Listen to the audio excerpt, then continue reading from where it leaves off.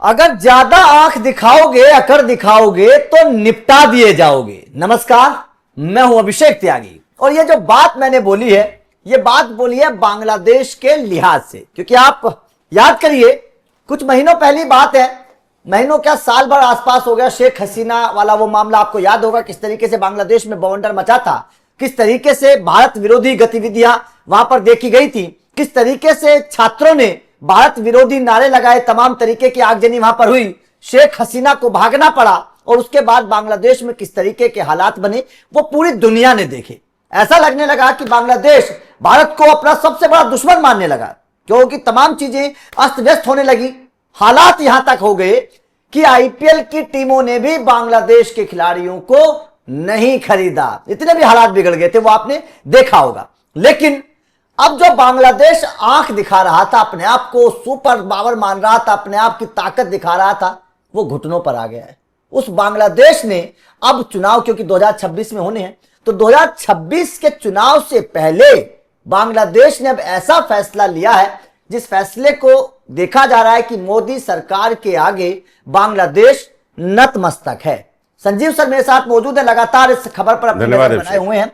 Sir थोड़ा समझाइएगा, बांग्लादेश यही बांग्लादेश है, कुछ दिन पहले आंखें दिखा रहा था, अपनी अकड़ दिखा रहा था, शेख हसीना को बेचारे को वहां से भागना पड़ा, अब वही बांग्लादेश है जिन लोगों ने बवंडर मचाया, छात्र नेता थे, उन छात्र नेताओं से इस्तीफा ले लिया है। कैसे देख रहे हैं? अब देखिए, ये वही बांग्लादेश है जहां वेस्ट ने जबरदस्त इन्वेस्टमेंट किया हुआ था, हिंदुस्तान की तरफ से तमाम व्यापार हुआ करता था। बांग्लादेश को कहा जा रहा था कि एक इमर्जिंग इकोनॉमी है साउथ ईस्ट एशिया की, और 1-1.5 साल के अंदर बांग्लादेश की सूरत क्या हो गई, फैक्ट्रियां बंद हो रही हैं, कई फैक्ट्रियां वहां से शिफ्ट हो गई हैं, क्योंकि एक जो इमेज बनकर बांग्लादेश के सामने आए, और जिन दो नेताओं को हटाया गया जिनका आपने जिक्र किया, महफूज आलम और आसिफ महमूद, ये वही हैं जो भारत विरोधी बयान दिया करते थे। बिल्कुल, जिनमें से एक ने बयान दिया था कि 10 बड़े प्रोजेक्ट रद्द कर दिए गए हैं, हालांकि सरकार ने उसका खंडन भी किया था, लेकिन कोई आधिकारिक खंडन नहीं हुआ था, लेकिन खंडन कर दिया था।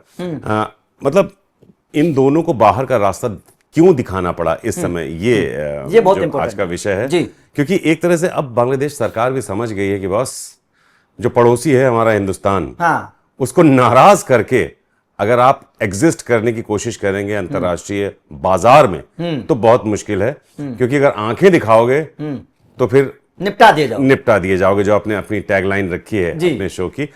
तो यानी अब कहीं बांग्लादेश सरकार चाहती है कि वो न्यूट्रल दिखे, क्योंकि चुनाव भी हैं 26 में, होते नहीं होते ये बात की बात है, लेकिन उससे पहले वो अपनी इमेज जो है खासतौर पर अंतर्राष्ट्रीय बिरादरी के सामने वो एक न्यूट्रल वाली दिखाना चाहती है, तो उसी के तहत ये कार्रवाई की गई। सर इस एक्शन को थोड़ा सा अगर डीपली जाकर समझने की कोशिश करें, जब बांग्लादेश ने भारत के खिलाफ मतलब गतिविधियां की थी, जिस तरीके की नारेबाजी हुई थी, शेख हसीना आ गई थी, उस वक्त भारत सरकार के क्या एक्शन हुए थे और उनका क्या असर बांग्लादेश पर पड़ा है कि उसको अब बैकफुट पर आना पड़ा? जी देखिए, पिछले कुछ महीनों में दोनों देशों के बीच थोड़ा सा आप कह सकते हैं कि थोड़ी तल्खी तो आ गई है। यूनिस ने खुद कई मौकों पर भारत की नीतियों के खिलाफ सवाल उठाए थे, आपको याद होगा। बांग्लादेश में राजनीतिक उथल पुथल जबरदस्त चल ही रही है। शेख हसीना के जाने के बाद जो सत्ता का समीकरण है वो थोड़ा सा बदला है अभिषेक यहाँ पर, और सरकार पर दबाव ये भी है वहां पर अब कि वो भारत के साथ एक बैलेंस बनाए। नतीजा क्या है बांग्लादेश की सूरत के तौर पर पूरी दुनिया देख ही रही है। अच्छा, एक माहौल ये बन गया था कि बल्कि भारत ने साबित भी किया था कि व्यापारिक मोर्चे पर हिंदुस्तान ने एक सख्ती दिखाई थी बांग्लादेश को। आयात निर्यात नियमों में भारत ने बदलाव किए थे, बांग्लादेश पर उसका दबाव बढ़ा था। स्थानीय मीडिया ने इसे भारत व्यापार को हथियार की तरह इस्तेमाल कर रहा है, ये तक आरोप लगा दिए थे भारत के ऊपर। लेकिन कुल मिलाकर भारत के साथ जिस तरह से बांग्लादेश का रवैया था, उस पर भारत को तो रिएक्ट करना ही था। उसने एक तरह से अपना सिर्फ एक रिएक्शन जाहिर किया है, तो जाहिर है ऐसे में यूनिस सरकार के पास कोई और ऑप्शन बचा भी नहीं है अभी के सूरत हाल को देखते हुए कि वो व्यवस्था में थोड़ा सुधार करे, अपनी इमेज को थोड़ा बेहतर करे और न्यूट्रल दिखे कम से कम, और हिंदुस्तान से पंगा लेने की सीधी सीधी तो हिम्मत ना करे, क्योंकि हिंदुस्तान खुद ऐसा देश है जो किसी भी देश को अस्थिर करने की अपनी तरफ से कोशिश इतिहास में हमने कभी नहीं की। लेकिन अब हिंदुस्तान वो हिंदुस्तान नहीं रहा कि तुम कुछ करके निकल जाओगे। अगर तुम कुछ करोगे तो उसका रिएक्शन जो हमारी तरफ से आएगा उसे भी झेलने के लिए तैयार रहो।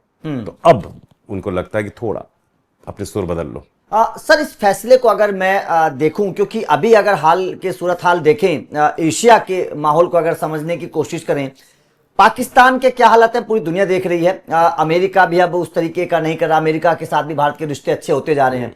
अफगानिस्तान के साथ दोस्ती हमारी हो गई है, चीन ने भी व्यापार के लिए भारत के दरवाजे खोल लिए हैं। तो क्या मतलब बांग्लादेश को भी इस बात का एहसास हो चुका है? क्योंकि पहले बांग्लादेश सोचता था कि शायद भारत की उतनी ताकत नहीं है, लेकिन क्या बांग्लादेश को भी उसका बात का एहसास हो चुका है कि अगर एशिया में सरवाइव करना है तो भारत के साथ दुश्मनी तो कम से कम नहीं चलेगी, दोस्ती भी नहीं तो दुश्मनी तो कम से कम नहीं चलेगी। सही कह रहे हैं आप। और ये क्लियर कर दिया है कि हम किसी भी तरह का कोई एजेंडा बर्दाश्त नहीं करने वाले, भारत साफ कर चुका है।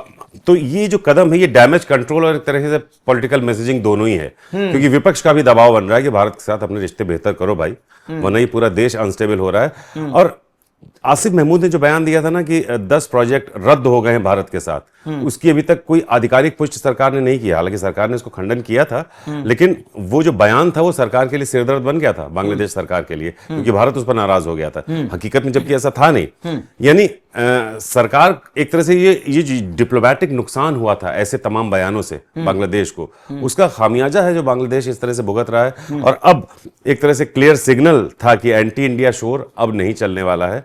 आप अपनी पॉलिसीज में बदलाव लाओ। अगर अंतर्राष्ट्रीय मार्केट में आपको एग्जिस्ट करना है तो आपको अपनी इमेज को वैसा करना होगा कि दूसरे देश और खासतौर पर आपके पड़ोसी, और उसमें भी सबसे अहम पड़ोसी हिंदुस्तान, उसके साथ अगर रिश्ते बेहतर नहीं हैं तो मतलब ये को एग्जिस्टेंस है। हिंदुस्तान पर तो बहुत फर्क नहीं पड़ता, हमारे कई पड़ोसी हैं, लेकिन बांग्लादेश के लिए भारत एक बहुत बड़ा पड़ोसी है, बहुत इंपॉर्टेंट पड़ोसी है। बहुत इंपॉर्टेंट। तो उसको दरकिनार करके आप एग्जिस्ट कर लेंगे और फ्लरिश कर लेंगे, ये नहीं होने वाला है। तो उनके लिए मजबूरी थी।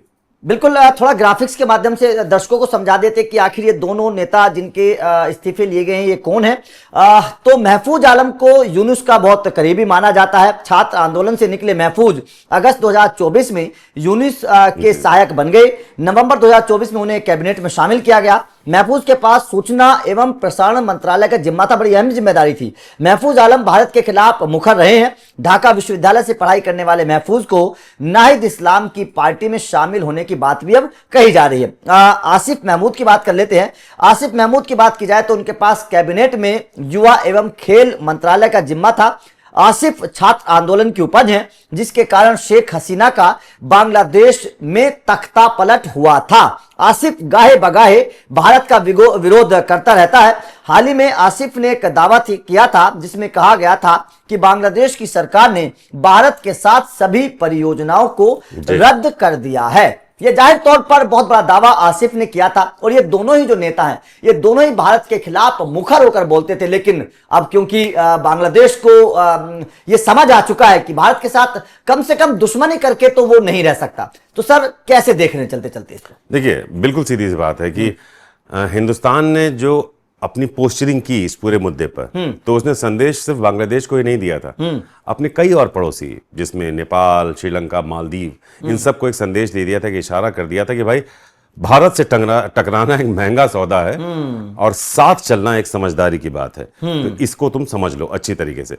और बांग्लादेश सरकार को भी शायद अब समझ में आने लगा है कि स्थिर रिश्ते ही बेहतर विकल्प हैं सरवाइव करने के लिए इस सब कॉन्टिनेंट में। कई विश्लेषक इसको यूनुस की मजबूरी भी मान रहे हैं, क्योंकि कैबिनेट के अंदर जो प्रेशर्स बन रहे थे उनको वो हैंडल नहीं कर पा रहे थे, इसलिए उन्होंने बाहर निकालकर अपने 2 मंत्रियों को एक स्टेबिलिटी दिखाने की कोशिश की कि भाई कैबिनेट में स्टेबिलिटी है।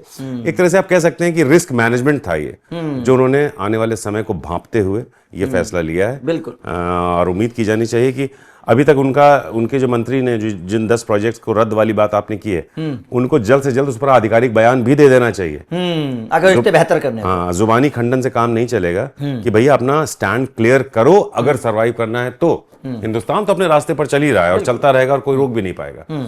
तुमको अगर साथ चलना है तो बेहतर है साथ चलो, आंखें दिखाकर नहीं, आंखें दिखाकर नहीं। बिल्कुल, क्योंकि अब बांग्लादेश को ये समझ में आ चुका है कि भैया भारत के साथ मोदी से टकराओगे तो चूर चूर हो जाओगे, सीधी सीधी सी बात है। खैर, आपका इस खबर पर क्या कहना है और बांग्लादेश के इस फैसले को आप किस तरीके से देखते हैं, कमेंट करके अपनी राय जरूर दीजिएगा। धन्यवाद।